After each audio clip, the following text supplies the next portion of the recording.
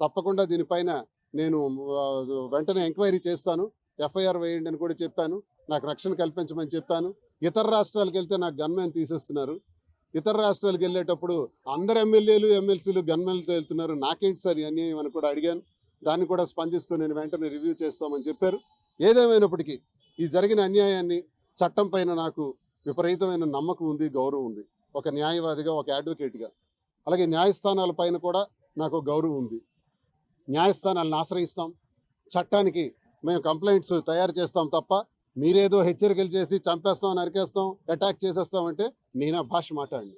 నేను ప్రజల కోసం కష్టపడి పని చేస్తా, ప్రజా గొంతై మాట్లాడతా, ఇంకా గట్టిగా మాట్లాడతా.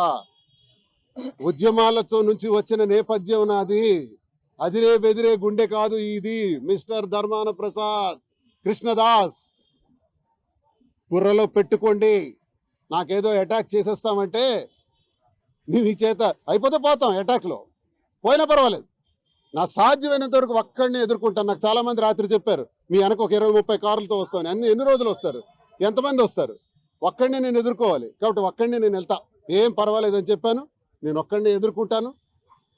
ఒకవేళ ప్రజల ఆశస్సులు నాకున్నాయి, ఏదైనా ప్రమాదం జరిగిపోతే ఆ ప్రాణంలో నా ప్రాణానికి నాకు ముప్పు కావడానికి కారణమైనటువంటి ధర్మాన ప్రసాద్ కృష్ణదాసులే బాధ్యులు అని స్పష్టంగా నేను మీడియా ముఖంగా పోలీసు వారికి కంప్లైంట్ ఇచ్చిన దానిలో కూడా క్లారిటీగా తెలియజేశాను.